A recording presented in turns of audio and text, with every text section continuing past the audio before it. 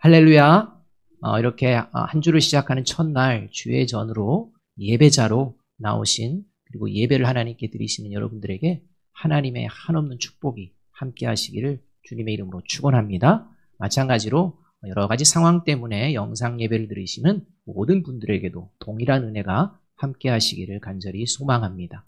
우리 옆에 있는 분들하고 우리 함께 인사합니다. 사랑합니다. 축복합니다.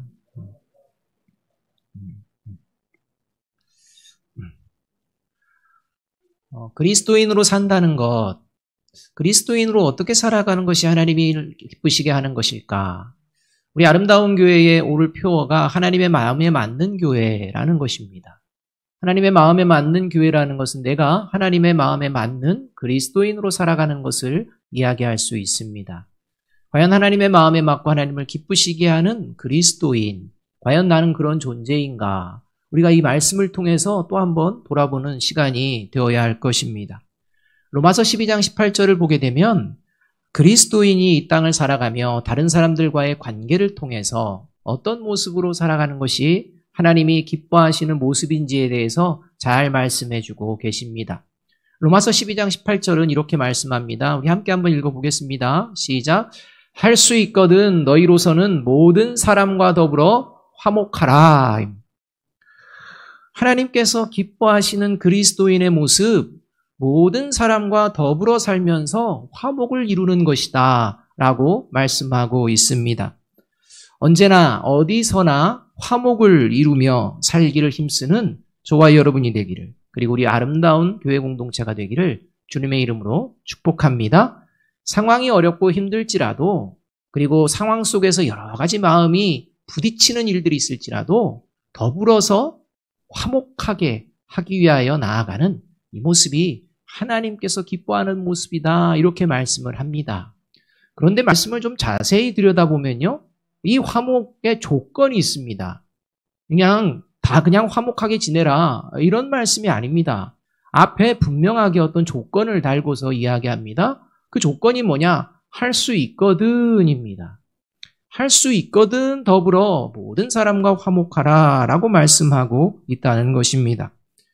무조건 화목하게 지내는 것이 아니라, 무턱대고 화목하게 지내는 것이 아니라, 화목을 이룰 수 있는지 없는지, 할 수 있는지 없는지를 먼저 살펴야 한다는 것입니다. 할 수 있을 때 하는 것이지, 할 수 없을 때 화목을 이루려고 하다가는 낭패를 당하게 됩니다. 저와 여러분이 무턱대고 화목을 이룬다고 하게 되었을 때는 이 신앙에 문제가 생겨나게 된다는 것입니다. 그래서 분명히 그리스도인은 사람들과 더불어 화목을 이루며 살아가지만 먼저 선행해서 우리가 분명히 생각해야 될 게 할 수 있거든입니다. 할 수 있느냐, 할 수 없느냐, 이 부분을 먼저 자세히 들여다보는 저와 여러분이 되어야 한다는 것입니다. 과연 이 할 수 있거든이라는 이 의미, 이것이 무엇인지 오늘 본문은 잘 가르쳐주고 있습니다. 할 수 있거든이라는 이 의미를 이제 오늘 본문을 통해서 우리가 듣고 저와 여러분이 화목을 이루며 살아갈 때 사람의 생각과 사람의 방법이 아니라 하나님의 방법으로 화목을 이루어내기를 주님의 이름으로 축복합니다. 그게 복된 자입니다. 그게 하나님의 능력을 경험하는 자라는 것입니다. 그리스도인을 오늘 본문에서는요, 다른 말로서 소개합니다. 우리는 흔히 그리스도인 이렇게 많이들 이야기하지만 이 그리스도인을 더 구체적으로 다른 표현으로 오늘 본문 16절에서는 어떻게 말씀하고 있느냐? 살아계신 하나님의 성전이다 이렇게 말씀합니다. 살아계신 하나님의 영이 그 안에 임재해 있는, 하나님의 영광이 그 안에 존재하고 있는 성전, 이 성전이 그리스도인이다 이렇게 이야기합니다. 이렇게 살아계신 하나님의 성전된 한 사람 한 사람이 모여서 함께 모임을 이룰 때 그것을 교회 공동체다 이렇게 이야기하고 있다는 것입니다. 따라서 이 하나님께 예배드리러 온 저와 여러분, 그리스도임을 믿는 모든 자들은 오늘 본문의 표현을 가지고 한다면 살아계신 하나님의 성전이라는 것입니다. 이 살아계신 하나님의 성전으로 살아내는 그리스도인의 삶의 모습, 이 모습은 어떤 것이냐? 이것을 17절에서 이제 정확하게 말씀해 주고 있습니다. 이 17절의 말씀을 우리 함께 한번 읽어보겠습니다. 같이 한번 읽어봅니다. 시작. 그러므로 너희는 그들 중에서 나와서 따로 있고 부정한 것을 만지지 말라. 내가 너희를 영접하여. 하나님이 하나님의 자녀로 영접한 존재, 살아계신 하나님의 성전의 특징은 뭐냐? 그들에게서 나와서 따로 있는 존재다, 이렇게 말합니다. 여기서 그들이라는 것은 오늘 본문의 문맥에서는요, 믿지 않는 자입니다. 이 믿지 않는 자로부터 나와서 따로 있는 이런 모습이 그리스도인의 모습이요, 살아계신 성전의 모습이라는 것입니다. 그런데 여기서 따로 있다라는 이 표현이 원어를 직역하면 어떤 표현이냐면 분명한 경계선을 긋다라는 표현입니다. 그러니까 그리스도인은 어떤 존재냐? 삶을 살면서 분명한 선을 그으며 살아가는 존재라는 것입니다. 이 선을 긋지 않고 애매모호하게 살아가는 이런 존재는 살아계신 하나님의 성전이 되어질 수가 없다는 것입니다. 따라서 저와 여러분이 과연 이렇게 분명한 선을 긋고서 살아가고 있는지를 먼저 살피고서야 이제 사람들의 관계 가운데 나아갈 수가 있다는 것입니다. 따라서 이런 맥락에서 로마서 12장 18절에 할 수 있거든 더불어서 모든 사람과 화목하라는 말씀이 어떤 의미인지를 우리가 알 수 있다는 것입니다. 사람들과 하나님이 원하시는 방법대로 화목을 이루어 살아가기 전에 내가 하나님의 살아계신 성전으로 분명한 선을 긋고 있는지 아닌지를 돌아보아야 한다는 것입니다. 분명한 선을 긋지 아니하고 그냥 무턱대고 살아가고 무턱대고 그냥 화목을 이룬다면 그것은 오히려 하나님의 마음을 상심하게 하는, 하나님의 마음을 걱정케 하는 이런 모습으로 전락한 변질된 신앙인이 될 수가 있다는 것입니다. 따라서 세상에서 화목을 이야기하고 세상에서 평화를 이야기하고 세상에서 이러한 어떤 함께 더불어 살아가는 것을 이야기할 때 그리스도인들은요, 반드시 내가 먼저 그리스도인다운 것인지를 먼저 생각해 보아야 한다는 것입니다. 그러한 모습으로 나아갈 때 하나님의 역사가 저와 여러분 가운데에 이루어지고 하나님의 실제 임하시는 화목의 역사를 경험하게 된다는 것입니다. 특별히 교회 공동체가 더욱 그러합니다. 그렇다면 저와 여러분이 삶의 자리에서 세상에 나아가서 이렇게 살아가는 저와 여러분의 모습이 과연 살아계신 하나님의 성전인가? 과연 살아계신 하나님의 성전으로서 분명하게 선을 그으며 살아가고 있는가 돌아보아야 할 것입니다. 오늘 성경 본문에서는요, 두 가지의 모습을 살아계신 하나님의 성전으로서 분명한 선을 긋고 삶을 시작하는 존재들의 모습을 이야기해 주고 있습니다. 그 첫 번째 분명한 선을 긋는 모습은 무엇이냐? 믿지 않는 자들의 영향을 받지 않기 위해 힘쓰는 것을 말합니다. 저와 여러분의 삶의 자리에 많은 사람들과 함께합니다. 특별히 믿지 않는 자들과도 함께합니다. 이 믿지 않는 자들과 함께할 때 저와 여러분이 먼저 힘써야 되는 게 뭐냐? 그 믿지 않는 자들의 잘못된 영향을 받아서는 안 된다는 것입니다.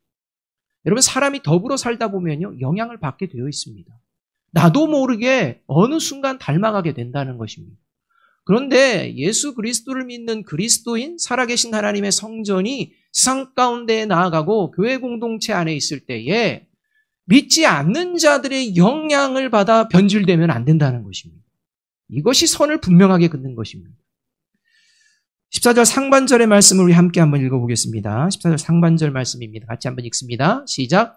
너희는 믿지 않는 자와 멍에를 함께 매지 말라. 이렇게 말씀합니다. 살아계신 하나님의 성전은 어떤 존재냐? 믿지 않는 자와는 멍에를 결코 매지 않는 존재다. 이렇게 말씀하고 있다는 것입니다. 분명하라는 것입니다. 여기에는 좀 가능성의 여부 없습니다. 믿지 않는 자와 멍에를 결코 매지 말라. 함께 매서는 안 된다라고 선언하고 있다는 것입니다.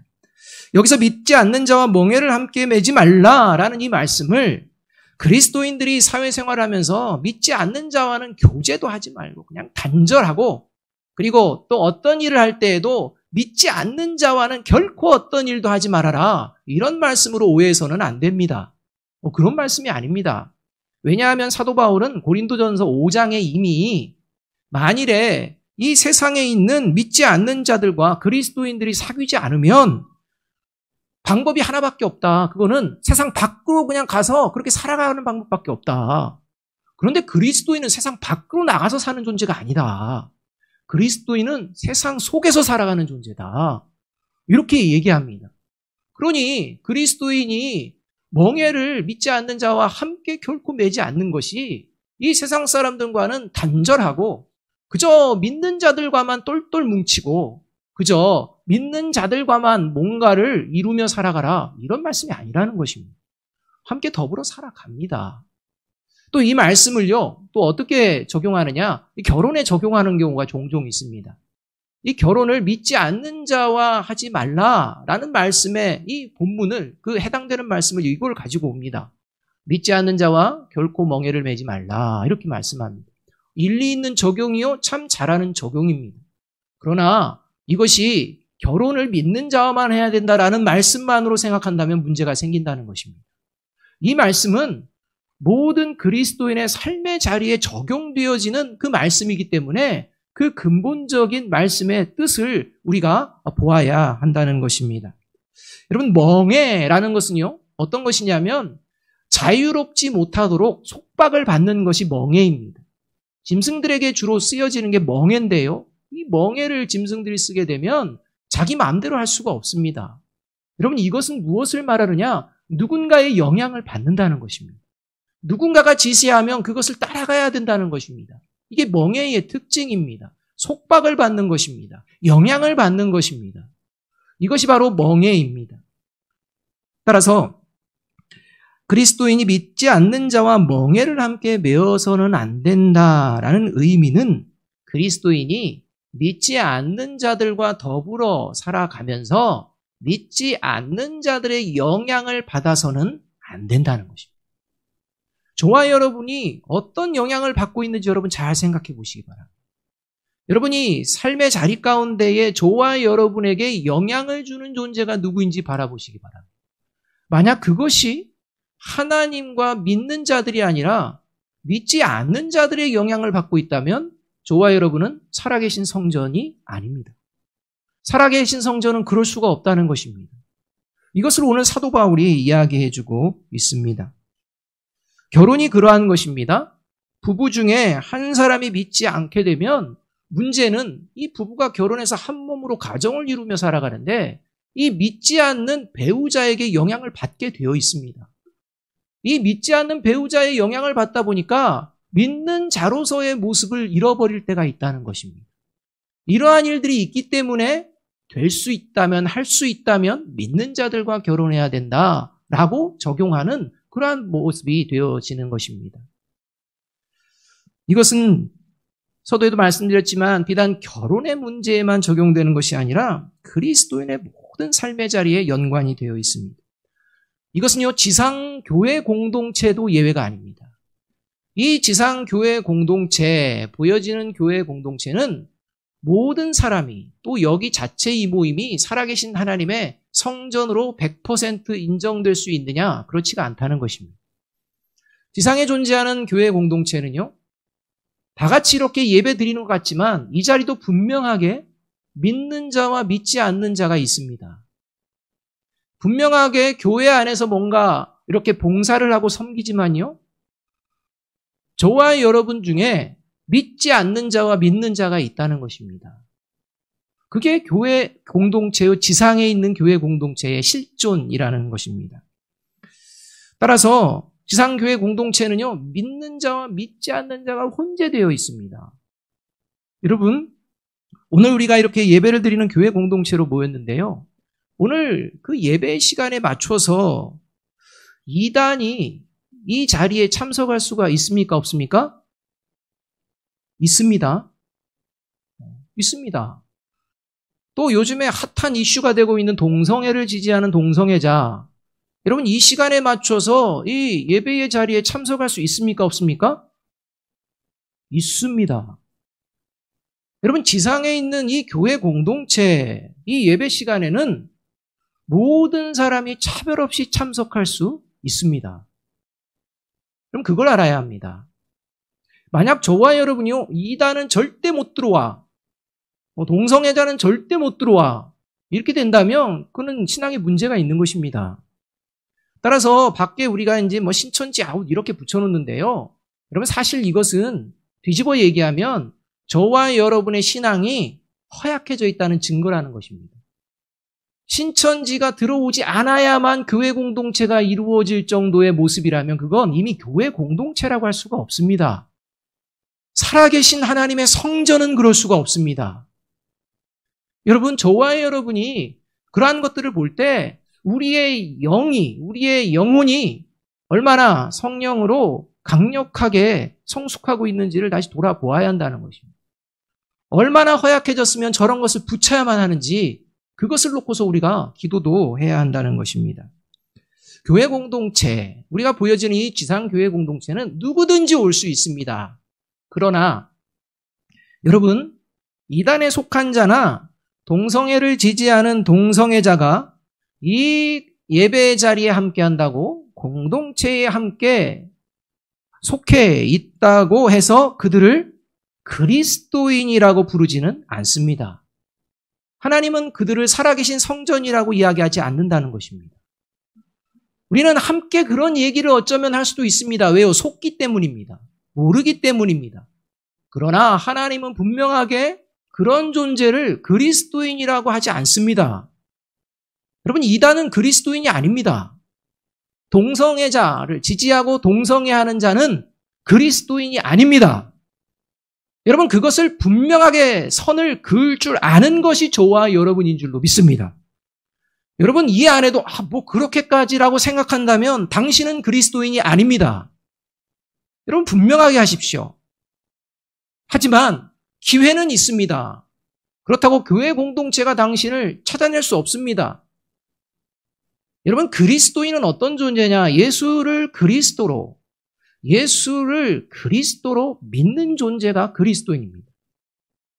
여러분, 이단 사설에 빠진 사람들 예수를 그리스도로 믿는 순간 변화될 줄로 믿습니다.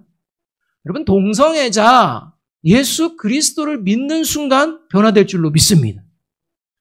여러분, 이것이 그리스도인이 가지고 있는 살아계신 하나님의 성전됨입니다. 이건 타협의 대상이 아닙니다. 이것을 우리가 그냥 단순히 어떤 이슈에만 적용해야 된다는 것은 아닙니다.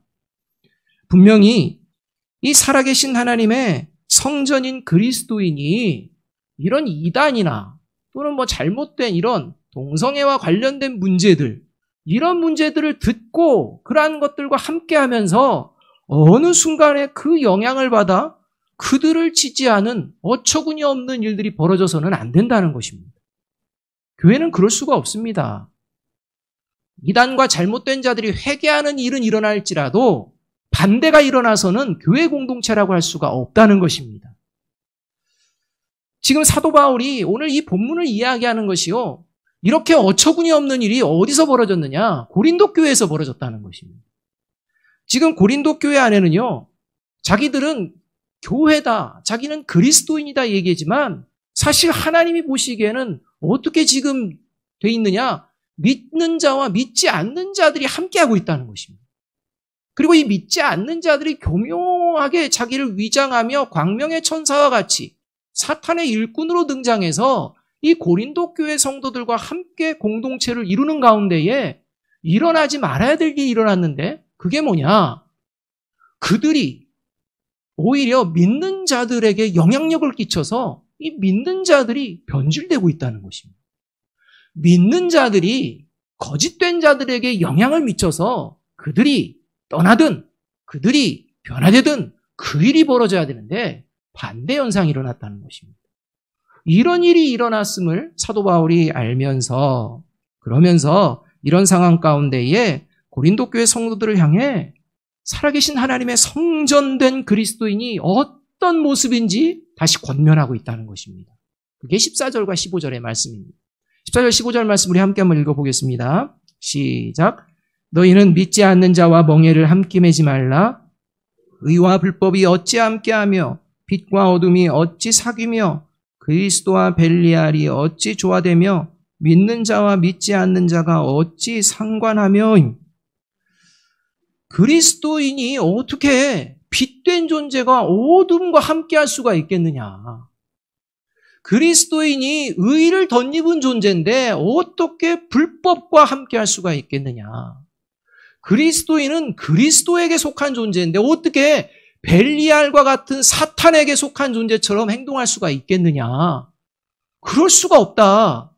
이렇게 지금 사도 바울이 이야기하고 있다는 것입니다. 그리스도인은 누구냐?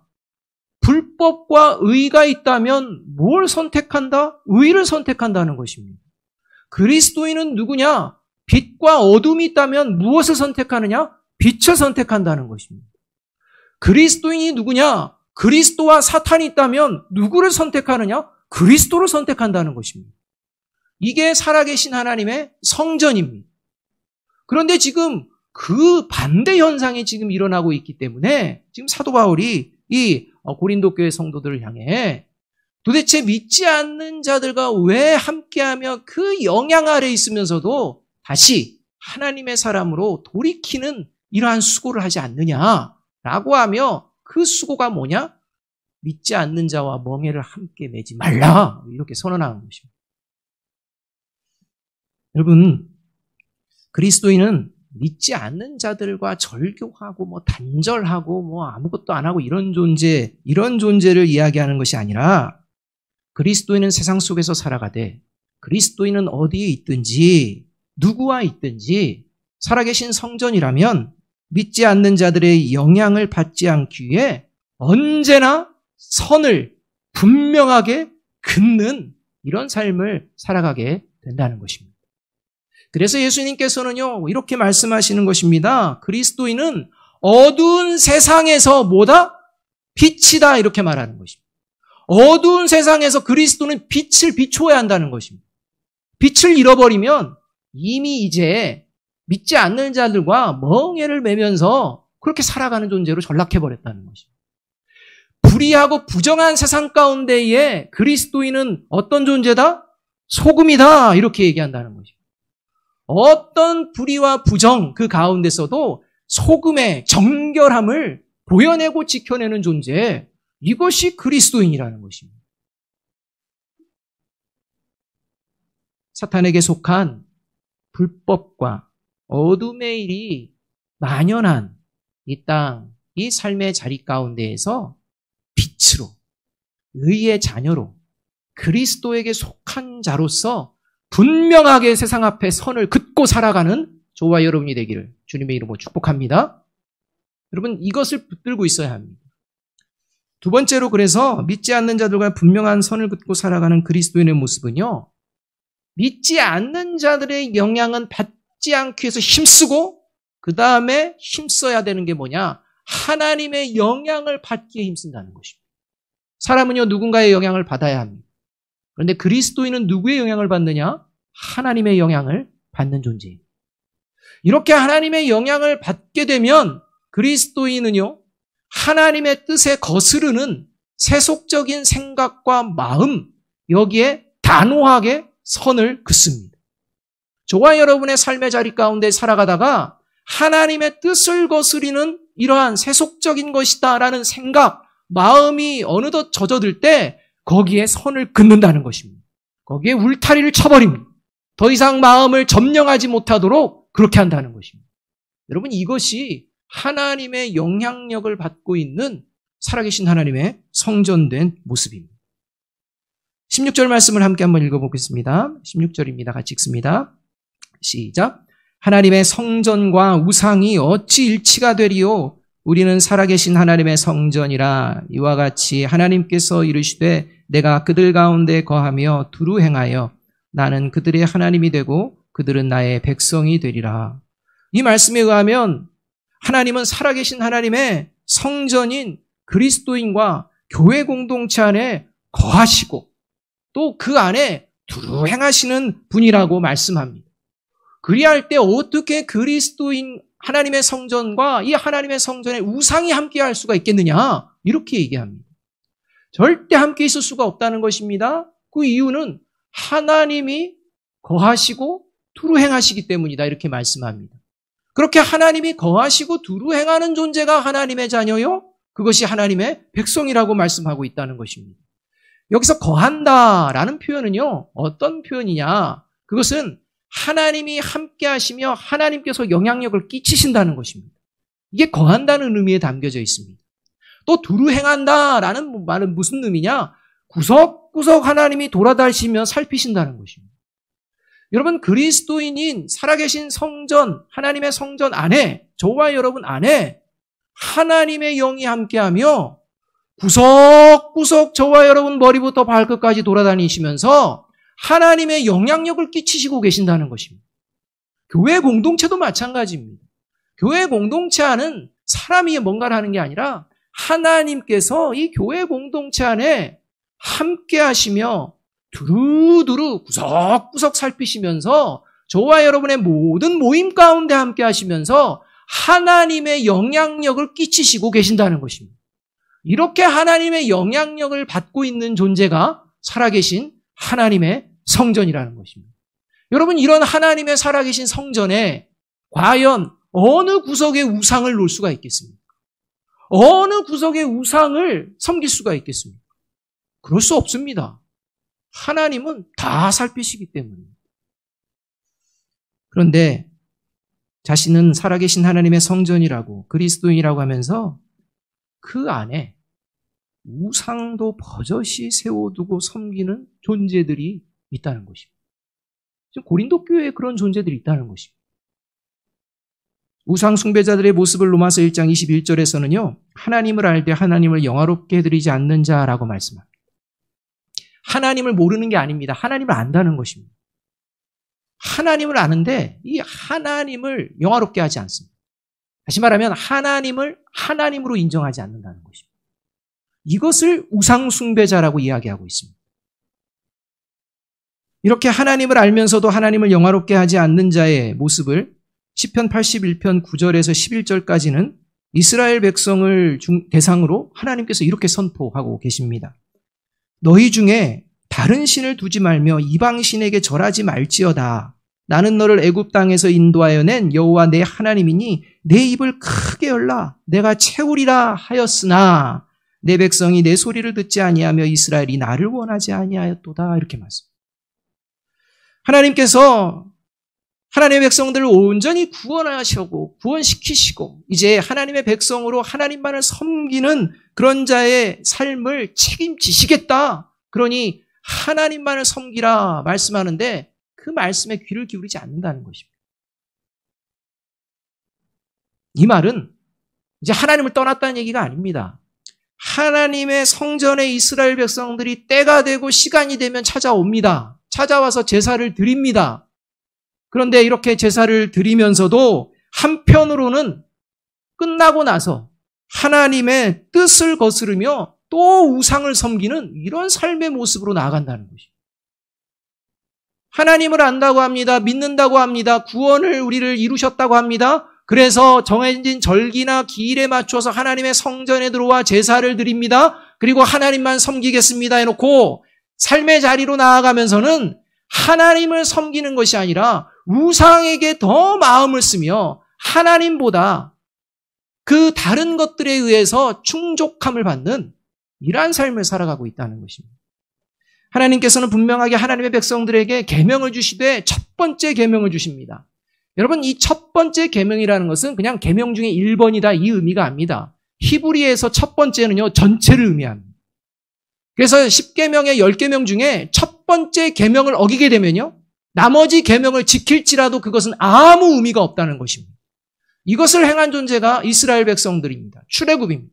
자기들은 하나님을 섬기겠다는 것입니다. 그런데 금송아지를 놓고서 하나님을 섬깁니다. 여러분, 그건 하나님을 섬기는 게 아닙니다. 열심히 예배하고 열심히 뭔가를 하는 것 같지만 그게 아니었습니다. 여러분, 그렇기 때문에 하나님 외에 다른 것을 더 의지하며 충족하는 모습이 있다면 그건 우상숭배라는 것입니다. 이렇게 나 외에 다른 신을 내게 두지 말라 라는 하나님의 엄중한 말씀을 듣고 때가 되고 기일이 되고 시간이 되면 예배 드리러 제사 드리러 이제 하나님의 성전에 나와 제사를 드립니다. 그런데 이제는 그 제사가 끝나고 나면 또 자기의 삶의 자리에서 또 필요한 것들 채우기에 하나님께 입을 여는 것이 아니라 세상을 향해 세상의 것들에 입을 열면서 그렇게 우상을 섬기며 삽니다. 이렇게 하나님의 뜻을 정면으로 거스리면서도 또 때가 되고 시간이 되면요, 또 버젓하게 성전으로 나옵니다. 그리고 아무런 문제를 느끼지 않습니다. 그리고 그렇게 아무런 문제를 느끼지 않고 또 하나님은 우리의 온전하신 하나님입니다. 나는 하나님만 섬깁니다. 그렇게 해놓고 또 가서는 하나님이 아닌 다른 것들에 또 열심을 내는 이러한 모습을 아무런 문제 없이 반복하는 이러한 모습을 지금 하나님이 보고 계신다는 것입니다. 여러분, 그 모습을 보는 하나님의 마음이 얼마나 기가 막히겠습니까? 얼마나 황망하겠습니까? 겉으로는 하나님만 섬긴다고 하는데 그 몇몇 구석구석을 보면 그 하나님 모를 것이라고 생각하며 각종의 우상들, 세속적인 것들을 그 생각과 마음에 싸잡고 들어오는 이런 모습을 보면 하나님이 얼마나 마음이 아프셨겠습니까? 여러분, 한번 생각해 보세요. 혹시 결혼한 배우자가요, 결혼한 여러분의 배우자가 평생을요, 양다리를 걸쳐 삽니다. 평생 양다리를 걸쳐서 두 집을 오가며 삽니다. 그러면서요, 와서는 얘기합니다. 뭐 그럴 수 있지. 이게 무슨 문제가 되겠어. 내가 잘해주면 되잖아. 라고 하면 이렇게 평생을 양다리 걸치며 살고자 사는 그런 배우자를 향해서 여러분들 어떻게 하시겠습니까? 그것도 감사합니다. 그럽니까? 당장에 그냥 사단을 내버려야죠. 분명하게 선을 그어야죠. 그 선을 못 끊는다면 문제가 있다는 것입니다. 여러분, 하나님은 더욱더 그러한. 여러분, 근데 왜 이런 일들이 벌어질까요? 왜 성전에 와서 하나님을 이야기하면서도 그 마음 가운데는 또 다른 세속적인 생각과 마음으로 가득 차고 그것을 추구하며 살아가는데 아무런 문제를 느끼지 않을까요? 여러분, 저와 여러분이 신앙생활하면서 예배드리고 헌금하고 뭐하고 열심히 하면서도 또 세상적인 것에 빠져들어가는 그 이유가 어디 있을까요? 왜 분명하게 선을 못 끊을까요? 이유는 딱 한 가지입니다. 하나님을 경외하지 않기 때문입니다. 여러분, 하나님을 경외한다는 표현은요, 두 가지가 함께 들어갑니다. 두려움과 감사입니다. 근데 이스라엘 백성들은요, 하나님께 감사하다고 합니다. 자기들을 구원해 주셔서 감사하다고 합니다. 근데 그 하나님을 두려워하지 않습니다. 내가 이제 하나님의 백성 됐는데 뭐 하나님이 나를 어떻게 하실 거야? 이제는 내가 원하는 대로 살아가도 된다는 생각을 합니다. 여러분, 저와 여러분이 그리스도의 피로 다시 새롭게 된 존재인데 이제 내가 예수 그리스도를 믿으니 이제는 구원에는 문제가 없다. 이렇게 생각하며 저와 여러분이 하나님을 두려워하지 않고 십자가의 은혜를 죄 짓는 기회로 삼는다면 저와 여러분은 살아계신 하나님의 성전이 아니라 2000년 전 예수님의 눈에서 눈물을 흘리게 한 돌 하나도 돌 위에 남지 않는 무너져버리는 성전이라는 것입니다. 여러분, 이런 모습으로 지금 고린도 교회가 전락하는 이 모습을 보며 사도 바울이 안타깝게 외치고 있다는 것입니다.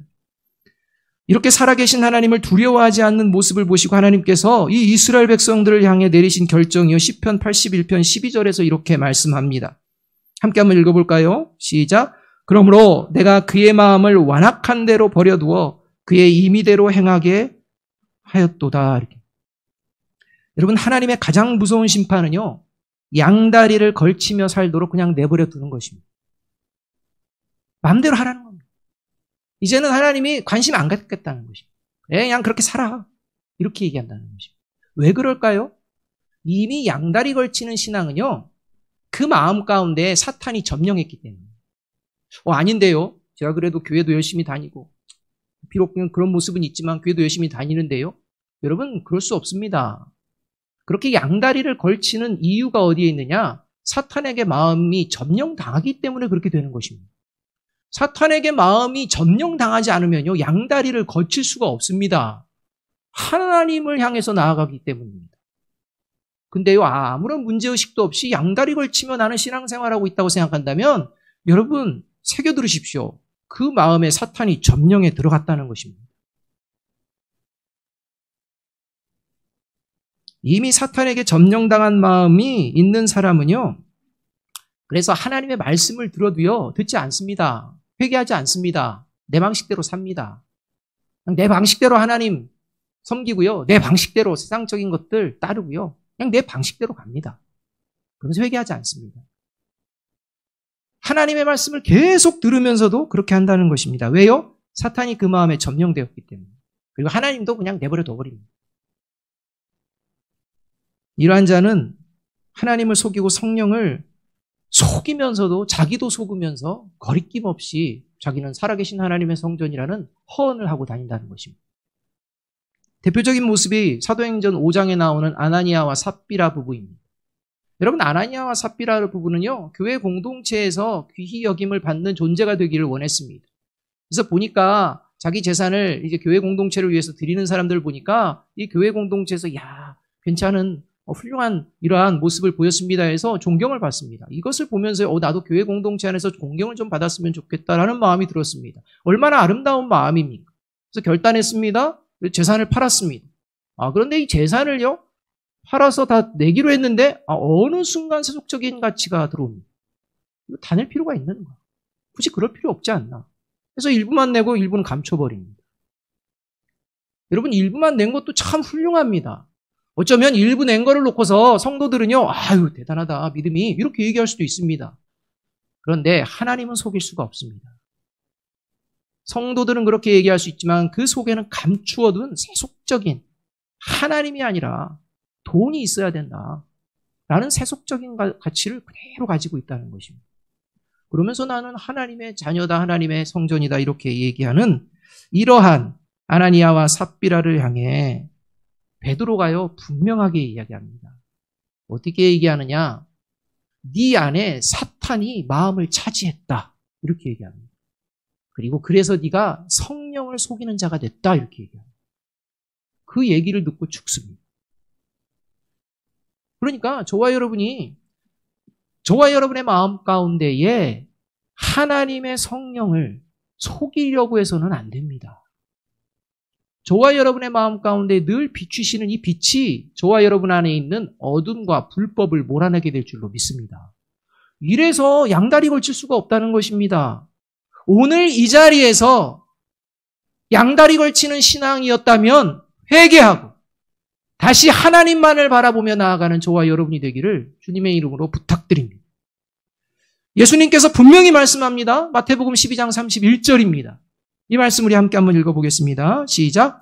그러므로 내가 너희에게 이르노니 사람에 대한 모든 죄와 모독은 사하심을 얻되 성령을 모독하는 것은 사하심을 얻지 못하겠고임.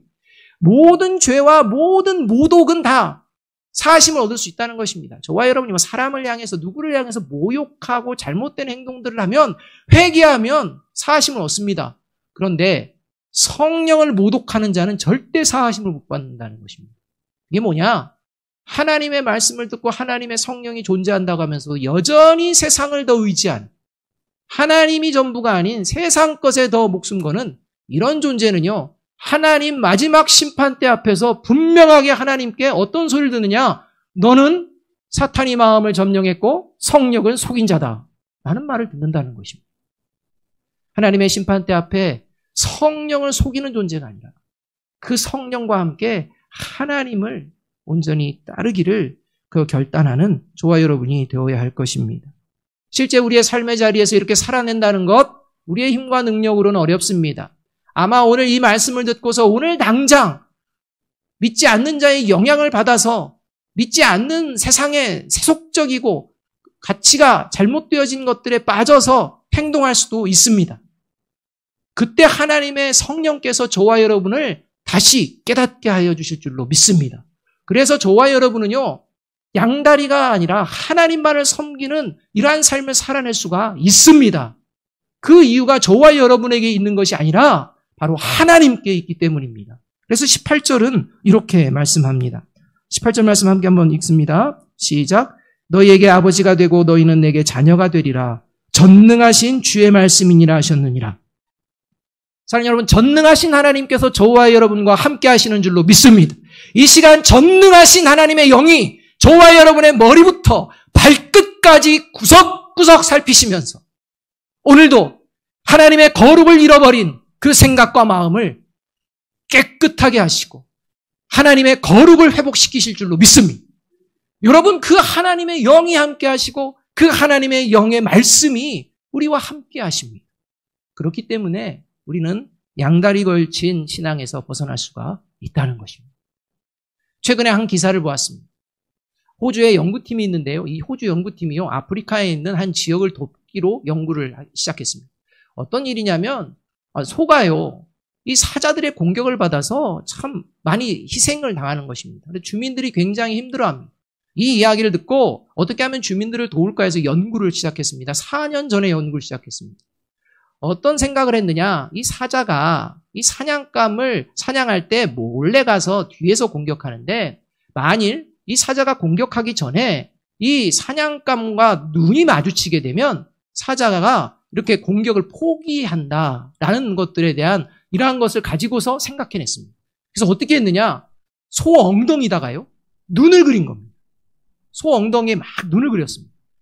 그래서 이제 소 엉덩이에 눈을 그린 소와 그리지 않은 소를 똑같은 환경에서 장소만 나눠서 이제 이렇게 4년 동안 지켜보았습니다.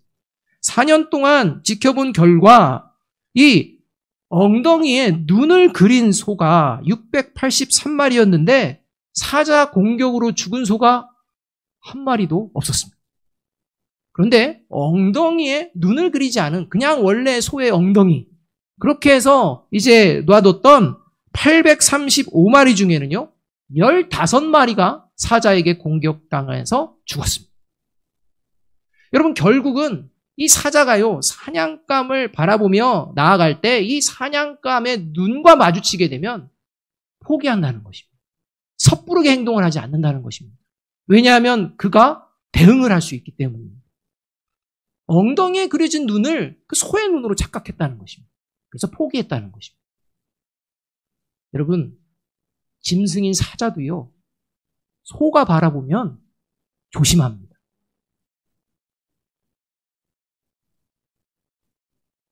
생사화복을 주관하시는 하나님께서 지금도 저와 여러분을 바라보고 계십니다. 여러분, 이 하나님을 두렵고 경외하는 마음으로 나아가지 않으면 저와 여러분은 분명히 살아계신 성전이 아닌 무너지는 성전이 되어질 수밖에 없습니다. 사랑하는 여러분, 살아계신 하나님의 성전된 그리스도인은 하나님을 경외합니다. 그리고 함께 하시는 하나님의 선한 영향력을 받습니다.